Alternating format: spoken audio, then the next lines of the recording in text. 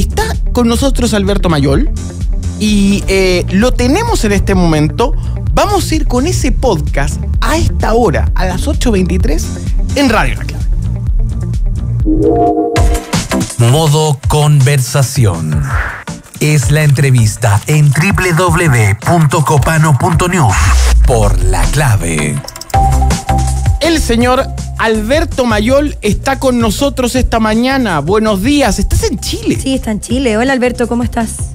Ahora sí, estoy en Chile, pero no quisiste... si les digo que estoy en Antofagasta.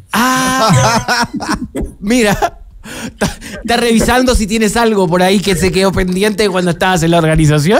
Vine a ver unos amigos, entonces están pasándolo mal. En Antofa, sí.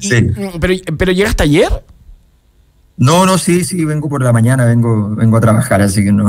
Genial. No. Alberto, buenos días. Nadie te llamó para decirte, mira, tengo un datito. No.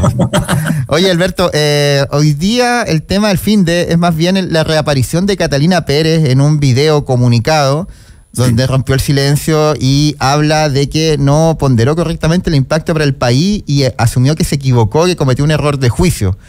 Pero que sin embargo nada justifica, cómo ha entrado. Nos gustaría que analizáramos junto a ti su reaparición, también el análisis semántico quizás de su performance.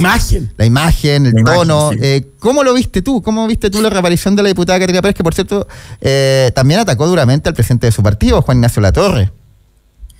Sí, fíjate que bueno, hay una dimensión política y una dimensión que es estrictamente comunicacional, que es interesante también, porque ella se encuentra con un problema. Tiene que construir una imagen como líder político que sea coherente con una conducta que ella espera que se entienda que es la conducta que ella ejecuta y desarrolla. Ella parte diciendo, yo me formé en un país nórdico, ¿ya? Soy una persona que tiene una cultura al respecto muy austera, la verdad es que para mí este tipo de cosas son completamente ajenas en el fondo, y viene a ocupar ese discurso para poder instalar que esto efectivamente le queda muy lejos y que ella pudo ser ingenua, pero en ningún caso delincuencial.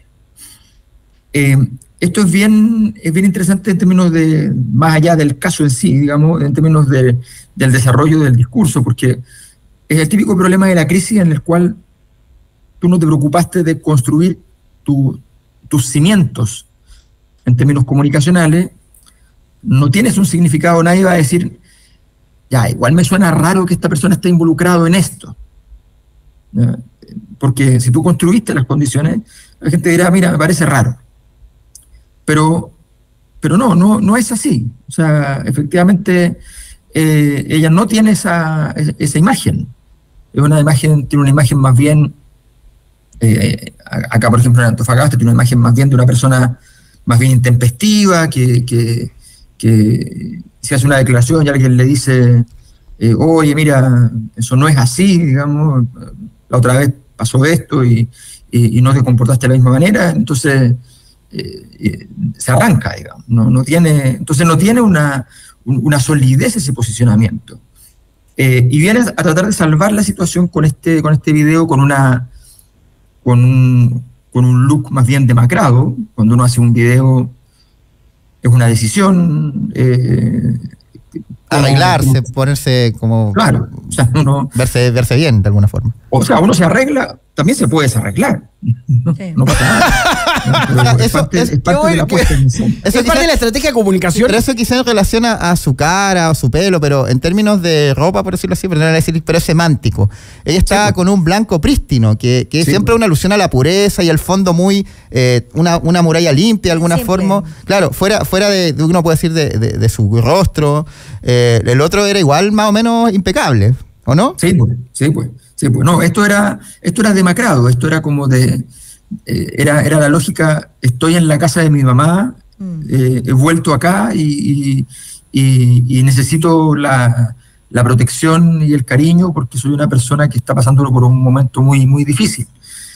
Busca otra relación con la ciudadanía, y es una relación donde obviamente se entiende, ella está tratando de expulsar lo más lejos posible aquella vía de carácter judicial. O sea, la crisis es muy grande. Para aquellas personas que se involucran en crisis de este tamaño, la verdad es que es muy, muy complicado porque fundamentalmente tú tienes una primera instancia que tienes que hacer todo pensando en lo grueso, en el tema judicial. En segunda instancia, el tema político, que no es poca cosa porque tú te dedicas a la política, es tu trabajo la política, y si sales mal de la política no vas a encontrar tampoco empleo en ninguna cosa.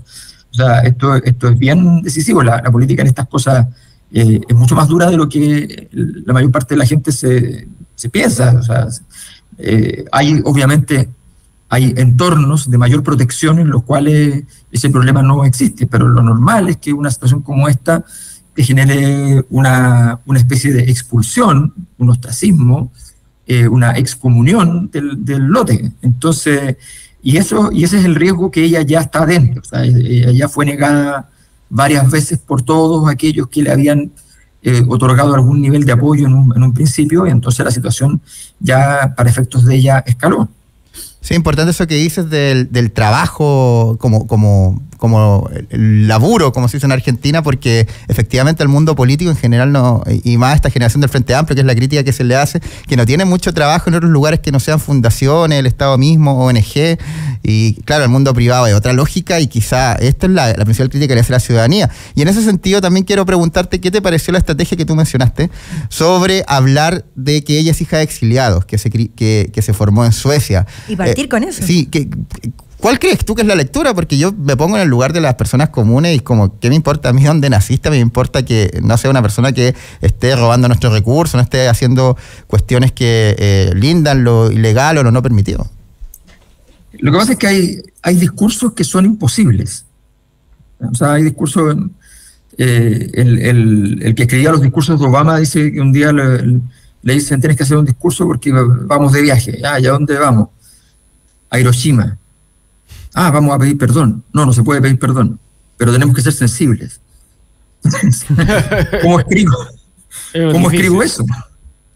O sea, ¿cómo escribo un discurso en Hiroshima, la primera visita de un presidente de Estados Unidos, donde no queremos pedir perdón, pero queremos ser sensibles y delicados respecto a la situación? O sea, ¿cómo se logra eso? Bueno, hay discursos que son imposibles. Entonces el discurso que ella tenía frente a sí era un discurso imposible. Lo más probable es que tenía que encontrar alguna clave personal con la que abrir. Una clave personal muy obvia es, me siento muy mal, esto ha sido realmente muy destructivo, mi familia lo ha pasado mal. La típica cosa con la cual tú abres para decir, miren, estoy en modo rendición frente al mundo, ¿no? Y no es fácil establecer cuál es la estrategia. Buscaron una estrategia que era perfilar su imagen. Pero ese perfil de imagen, insisto, ella nunca lo construyó antes. Ese perfil de imagen, yo soy austera, requiere que todas las veces que apareciste en prensa estuviste con un vestuario específico, todas las veces fuiste coherente con aquello, nunca tuviste un acto de arrogancia en un evento, en alguna clase de situación que está grabada, ¿me entiendes? O sea, todo eso es complicado. Y por eso yo creo que fue una decisión más bien extraña, justamente, ¿no? Impertinente, porque además los discursos son discursos normalmente de mayoría. Uno trata de hablarle a partir de cosas que todos entienden. Claro. Y este no es un discurso de mayoría. La mayor parte de la gente tiene una visión que es muy lejana respecto a lo que es la situación del exilio. A lo más conocerán a alguien que pasó en el exilio y no habrán conversado muy latamente sobre las condiciones en las cuales llegaron. Y por de pronto, además ella ya ha estado un buen rato en la élite política, y por tanto esa referencia, porque es distinto. Yo hago una referencia más bien lastimosa diciendo, mira, yo cuando nací en Capitán Pastene no teníamos cemento en el piso. Para mí, estoy citando una entrevista real de alguna vez que hice, entonces para mí la llegada del cemento fue como la evolución de las especies, ¿no? Claro. Entonces, bueno, ese discurso, ¿no? Es un discurso que igual es lastimoso, es lastimero, pero hay muchas personas que les resuena. Hay ciertas generaciones que les parece completamente propio. este no es un discurso masivo, entonces la verdad es que cuesta. Ahora, tenía muchas alternativas, la verdad es que, insisto, es un discurso imposible. No, claro, es un escenario de lo que se llama comunicacionalmente perder. Sí. Y de cómo pierde de la mejor manera posible. Aparte de hablar de ella, habló del presidente de su partido, de Juan Ignacio Latorre, dentro de las pocas palabras que le generó a otras personas en estos 3 minutos más o menos que duró el video, era bastante largo.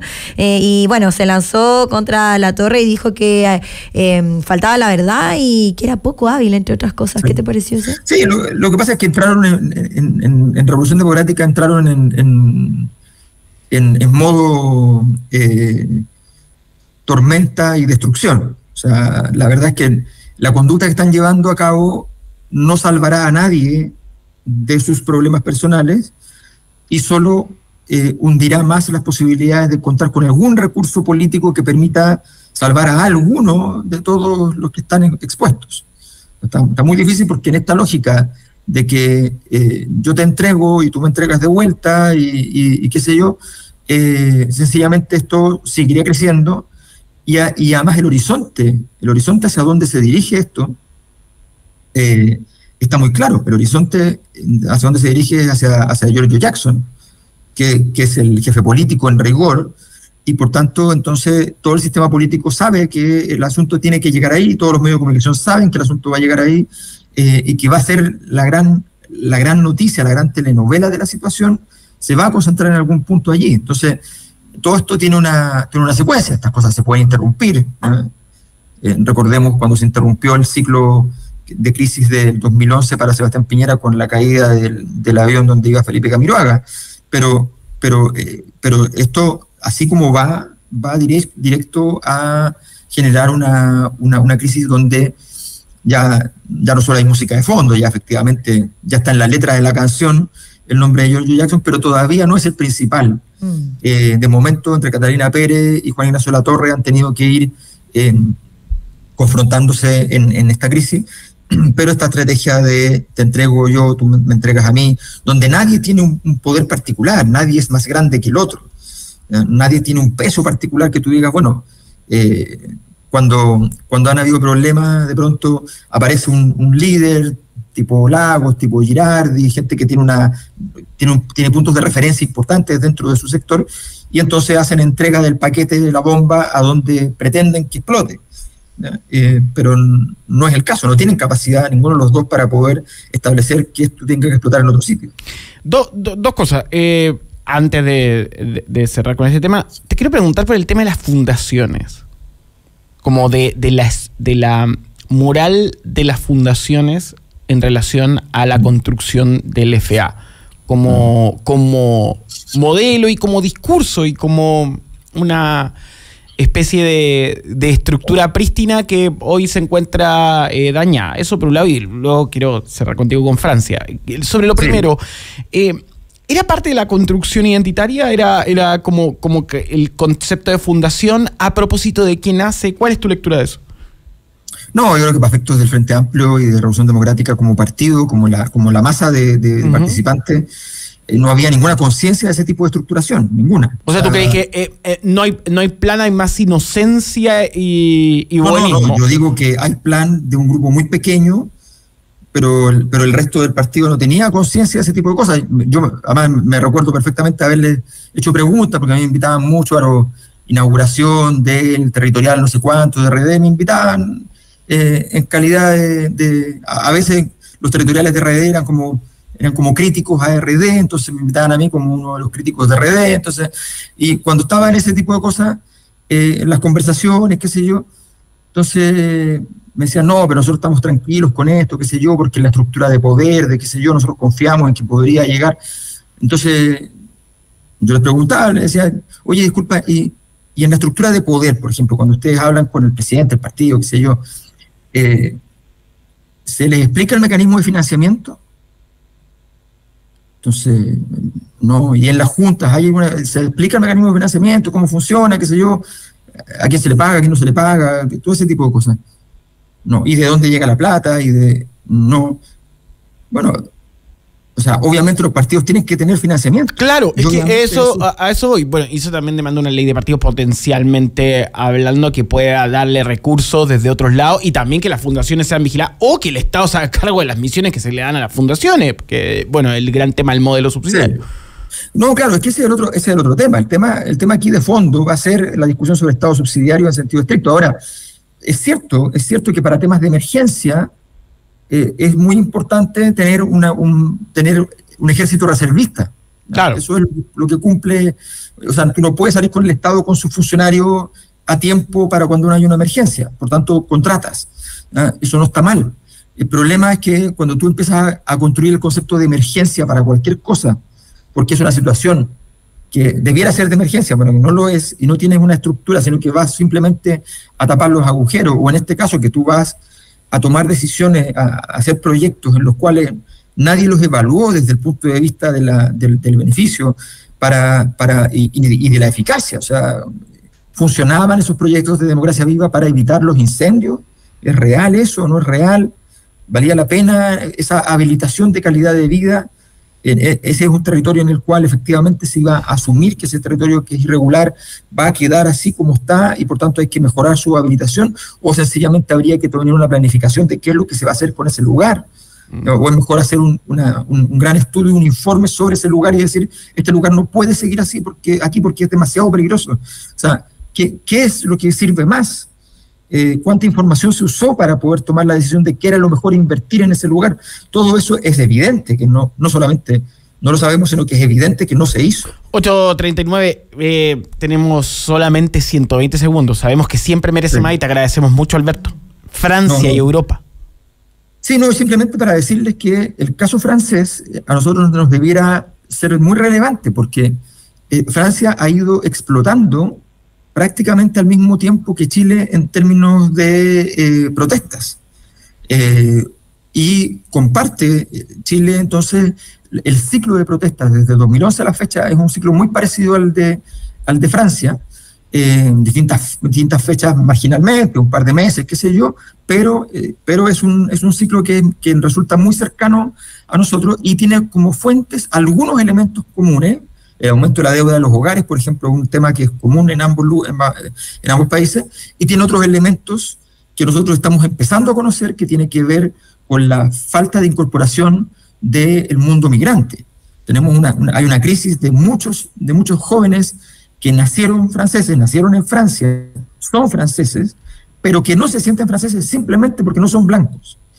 Y eso está súper investigado y es un motivo de anomia gigante, y eso nosotros hoy día no lo tenemos como problema, pero como tenemos el tema de la migración, ese tema va a ocurrir en poco tiempo más. Entonces, ojo, porque es un caso a seguir, porque se parece mucho en la relación que está teniendo las élites y la incapacidad de las élites al caso chileno. Nosotros hoy día no tenemos mucha probabilidad de protesta porque hay un gobierno más bien afín a los entornos de la lógica en la cual donde se sustenta esa demanda, y por tanto se espera que el gobierno pueda hacer algo al respecto.